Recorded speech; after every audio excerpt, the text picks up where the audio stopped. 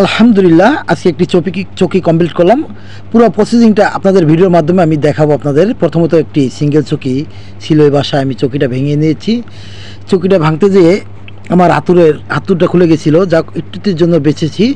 তো আমি সিঙ্গেল চকিটা ভাঙতেছি, ভাঙার পরে আমি বাকি প্রসেসিংগুলো করবো ইনশাল্লাহ। এখন পায়াগুলো কেটে নিচ্ছি।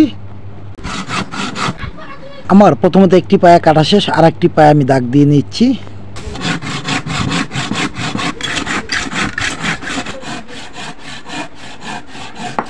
যাক আলহামদুলিল্লাহ আমার পায়াগুলো কাটা শেষ। এখন হাইসাগুলো আমি প্রসেসিং করছি। হাইসাগুলো কাটার জন্য হাইসা কাটতেছি আমি এখন।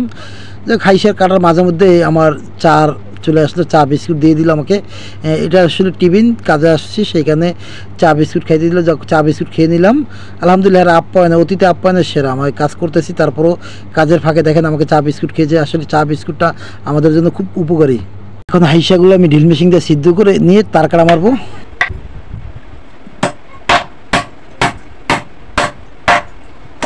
যাই হোক আমার এক সাইডে হাইসা লাগানো হয়ে গেছে, আর এক সাইডে আমি ঢিল মেশিন দিয়ে ছিদ্র করে নিচ্ছি। ছিদ্র করে নিয়ে ওই সাইডেও আমি তার কাটা মেরে নিচ্ছি। এই যে আমার এক সাইডটা পায়া খাড়ানো হয়েছে, এটা হলো আমার পায়ের কাছে। এখন মাথার কাছে যে এই হাইসাটা আছে ওইটা আমি প্রসেসিং করে দাগ দিয়ে নিচ্ছি। তারপরে সিদ্ধ করে এই যে আবিদে এসে পড়ছে, আবিদে এসে আমাকে কাজ দেখছে। যাক আমি এইটা সুন্দর করে দাগ দিয়ে নিচ্ছি। দেখেন এই আবার উগানটা কী করতে আছে। দেখ এটা আমি ঢিল মেশিন দিয়ে সিদ্ধ করে নিচ্ছি। সিদ্ধ করে এটা আমার তার কাটা মারছি, কারণ আমার তার কাটা মারলে এটা হলো মাথার কাছে যে সাইডটা থাকে, এটা হলো মাথার কাছে। এটাও আমি জোড়া লাগিয়ে নিচ্ছি। জোড়া লাগানোর পরে আমি এটা খাড়া করব। ওই সাইড লাগানো শেষ হয়েছে। এই সাইডটা আমি এখন ড্রিল মেশিন দিয়ে ছিদ্র করে নেবো। ছিদ্র করার পরে এই সাইডেও তার কাটা মারবো। আমিও মারতেছি, আবিদও মারতেছে। তা আবিদও কইতেছে আমি একটু তার কাটা মারবো। আমি কি মার দেখ, চেষ্টা কর পারস কিনা।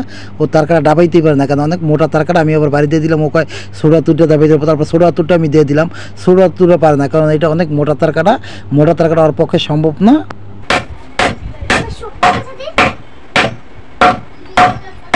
এটা হলো মাথার কাছে। যাক আমার চকি ধারা করানোর মতো প্রসেসিং হয়ে গেছে। এখন আমি দুই সাইডের কাঠটা লাগিয়ে নেবো, যে আবিত্রে দিয়ে ধরাইছি। ধরানোর পর আমি এই সাইডের তারকাটাগুলো মারতেছি। এই সাইডের তারকাটা মারা শেষ। তারপর ওই সাইডের তারকাটাগুলো মারতেছি। এই সাইডের তারকাটাগুলো আমার চারোটা কাঠ আমার আটকিয়ে নিচ্ছি। আটকিয়ে নেওয়ার পরে, কারণ আমার এই ফ্রেমটা পুরো চকির ফ্রেমটা আমার হয়ে গেছে। এই সাইডে আমার ফ্রেমটা হয়ে গেছে। এই দুনো সাইডেরই আমি ফ্রেম, চারো সাইড আমি তারকাটা মেরে নিচ্ছি। কারণ ওদের দিয়ে না ধরাইলে আমার তো ধরো মাঝে আমি পায়ে মারতেছি। মাঝে পায়ে না মারলে আপনার চকিটা শক্ত হবে না।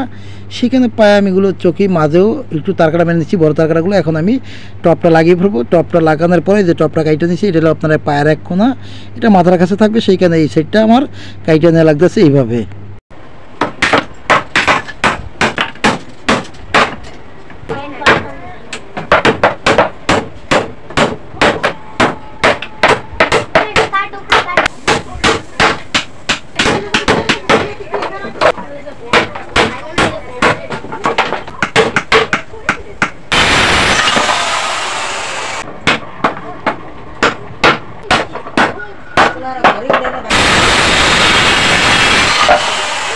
মাঝে দিয়ে আমার সার্কুলার মেশিনটাও কাজে লাগিয়ে দিলাম, কারণ এই যে কাজের ফাঁকে আবার চা নিয়ে আসলো, আবার চা বিস্কিট নিয়ে আসলো। যাক আমি এই পায়াগুলো আমার মোটামুটি আমার মারা শেষ।